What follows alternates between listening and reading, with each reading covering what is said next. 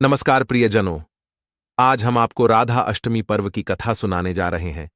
राधा अष्टमी का पर्व हिंदू धर्म में अत्यंत महत्वपूर्ण होता है, क्योंकि इस दिन देवी राधा का जन्मोत्सव मनाया जाता है।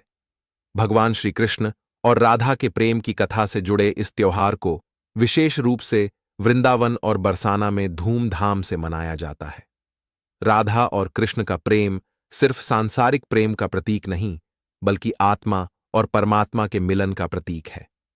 इस कथा में हम राधा अष्टमी के अवसर पर भगवान श्री कृष्ण द्वारा दिए गए उपदेशों और उनके जीवन से जुड़ी एक रोचक कथा प्रस्तुत कर रहे हैं।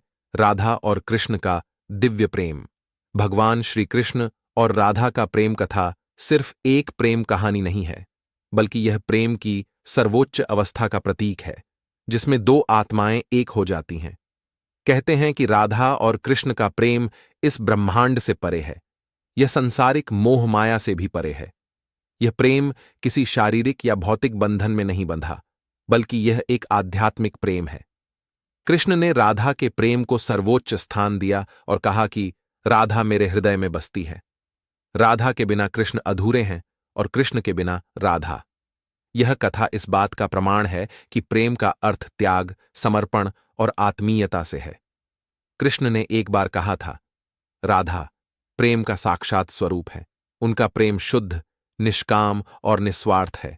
उनका प्रेम उस परम सत्य को दर्शाता है जहां न कोई अहंकार होता है, न कोई स्वार्थ। अब हम आपको राधा अष्टमी का महत्व बताएंगे। राधा अष्टमी का त्योहार राधा रानी के अवतरण दिवस के रूप में मनाया जाता है। यह दिन भाद्रपद महीने के शुक्ल पक्ष की अष्टमी तिथि को आता है। मान्यता है कि राधा रानी भगवान विष्णु के अवतार श्री कृष्ण की अनंत शक्ति का प्रतीक हैं और उनका प्रेम इस संसार से परे है। राधा अष्टमी के दिन विशेष पूजा, आरती और भजन कीर्तन का आयोजन होता है। भक्तगण इस दिन व्रत रखते हैं और राधा कृष्ण की मूर्तियों को पंचामृत से स्नान कराते हैं। इसके बाद उन्हें सुंदर वस्त्र पहनाए जाते हैं और विशेष भोग अर्पित किया जाता है। कहा जाता है कि जब राधा रानी का जन्म हुआ तो भगवान श्री कृष्ण ने ग्वालों और गोपियों को एकत्रित कर एक विशेष कथा सुनाई थी। इस कथा में उन्होंने राधा के महत्व और उनके प्रेम के दिव्य स्वरूप को समझाया। कृष्ण ने कहा, राधा मेरी आत्मा है और मैं उनका प्राण हूं। हमारा मिलन इस संसार के हर प्रेम से ऊपर है। वह प्रेम का शुद्ध स्वरूप है। कृष्ण ने बताया कि जब ब्रह्मांड का निर्माण हुआ तब उन्होंने राधा के रूप में अपनी शक्ति को प्रकट किया। राधा प्रेम, करुणा और भक्ति की शक्ति का प्रतीक है। कृष्ण ने कहा, राधा वह है जो प्रेम को परिभाषित करती हैं। उनके बिना मेरा अस्तित्व अधूरा है। जिस प्रकार आत्मा के बिना शरीर निष्क्रिय हो जाता है, उसी प्रकार राधा के बिना मैं अधूरा हूं। कृष्ण ने आगे कहा, प्रेम का वास्तविक स्वरूप राधा में देखा जा सकता है। वह प्रेम में पूरी तरह से समर्पित है और उसमें कोई भी स्वार्थ नहीं है। उनका प्रेम इस संसार के बंधनों से मुक्त है। जो भी व्यक्ति राधा के प्रेम को समझ लेता है, वह इस संसार के सभी दुखों से मुक्त हो जाता है। चलो, अब हम राधा और कृष्ण के वृंदावन लीला के बारे में जानते हैं। एक बार की बात है, जब श्री कृष्ण और राधा वृंदावन के वन में गोपियों के साथ रास लीला कर रहे थे। यह रास लीला केवल एक नृत्य नहीं था, बल्कि आत्मा और परमात्मा के मिलन का प्रतीक था। गोपियां राधा और कृष्ण के इस दिव्य प्रेम की साक्षी थीं। रास लीला के दौरान श्री कृष्ण ने अपने अनेक रूप धारण किए और प्रत्येक गोपी के साथ नृत्य किया, लेकिन राधा का स्थान सर्वोपरि रहा। रास लीला के इस समय राधा का प्रेम इतना प्रबल हो गया कि कृष्ण को स्वयं राधा के सामने नतमस्तक होना पड़ा। यह प्रेम कोई साधारण प्रेम नहीं था, यह आत्मा और परमात्मा का मिलन था। इस घटना ने यह सिद्ध किया कि भक्ति में प्रेम का स्थान सर्वोच्च है। राधा ने अपने प्रेम से यह दिखाया कि जब प्रेम सच्चा और निश्चल होता है तो वह भगवान को भी झुका सकता है। अब हम राधा के जन्म की कथा सुनेंगे। बरसाना के निकट स्थित रावल गांव में राधा का जन्म हुआ था। पौराणिक कथा के अनुसार जब वृषभानु और उनकी पत्नी कीर्ति देवी एक दिन यमुना के किनारे जा रहे थे तो उन्होंने एक अद्भुत बालिका को देखा।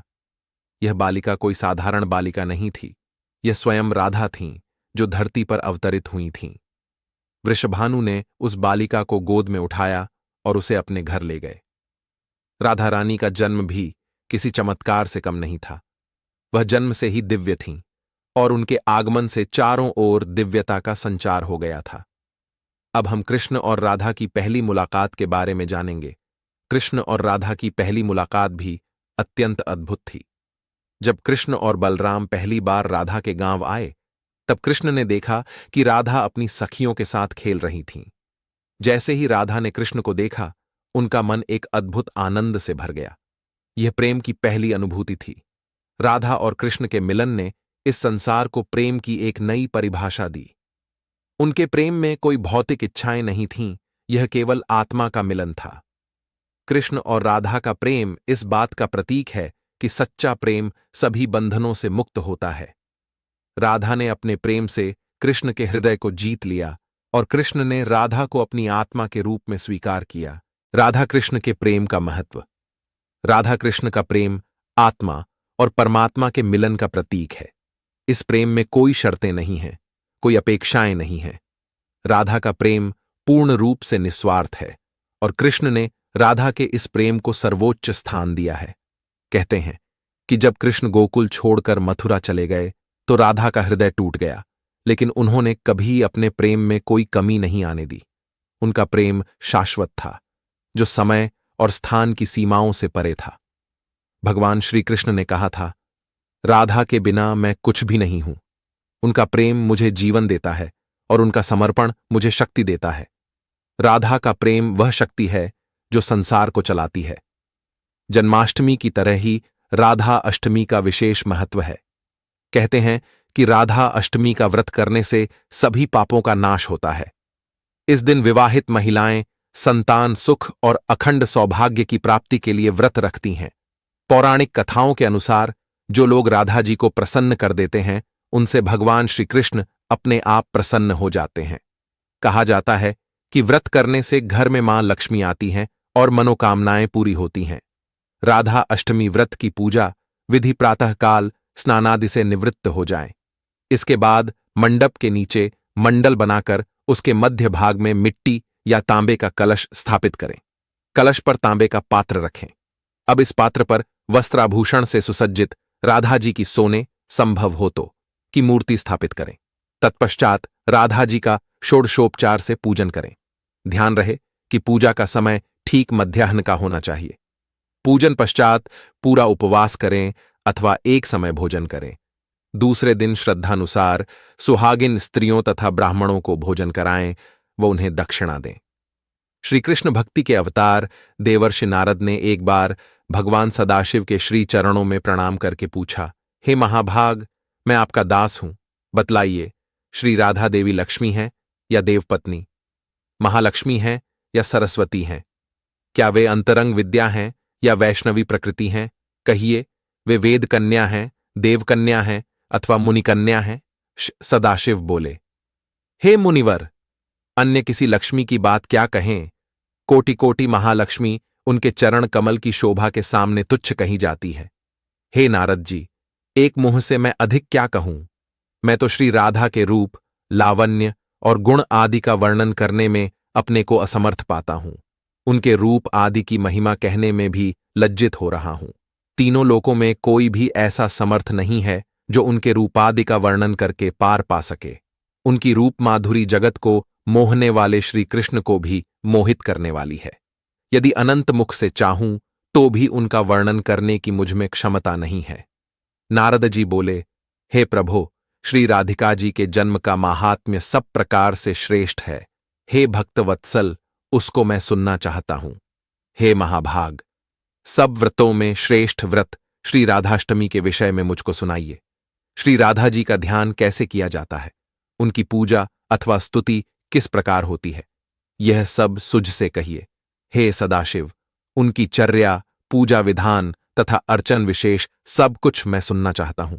आप बतलाने की कृपा करें। शिवजी बोले, वृषभानुपुरी के राजा वृषभानु महान उदार थे। वे महान कुल में उत्पन्न हुए तथा सब शास्त्रों के झाता थे। अणिमा महिमा आदि 8 प्रकार की सिद्धियों से युक्त, श्रीमान, धनी और उदार चेतता थे। वे संयमी, कुलीन, सद्विचार से युक्त तथा श्री कृष्ण के आराधक थे। उनकी भार्या श्रीमती श्री कीर्तिदा थीं। वे रूप यौवन से संपन्न थीं और महान राजकुल में उत्पन्न हुई थीं। महालक्ष्मी के समान भव्य रूप वाली और परम सुंदरी थीं।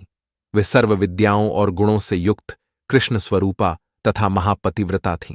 उनके ही गर्भ में शुभदा भाद्रपद की शुक्लाष्टमी को मध्याह्न काल में श्री वृंदावनेश्वरी श्री राधिका जी प्रकट हुईं।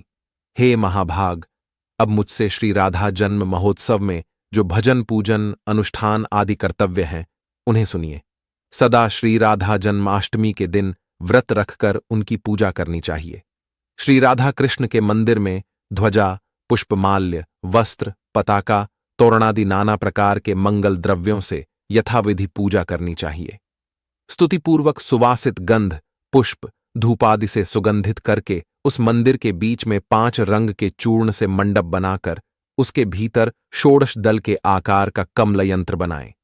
उस कमल के मध्य में दिव्यासन पर श्री राधा कृष्ण की युगल मूर्ति पश्चिमाभिमुख स्थापित करके ध्यान, पाद्य अग्र्यादि से क्रमपूर्वक भली भांति उपासना करके भक्तों के साथ अपनी शक्ति के अनुसार पूजा की सामग्री लेकर भक्तिपूर्वक सदा संयत चित्त होकर उनकी पूजा करें।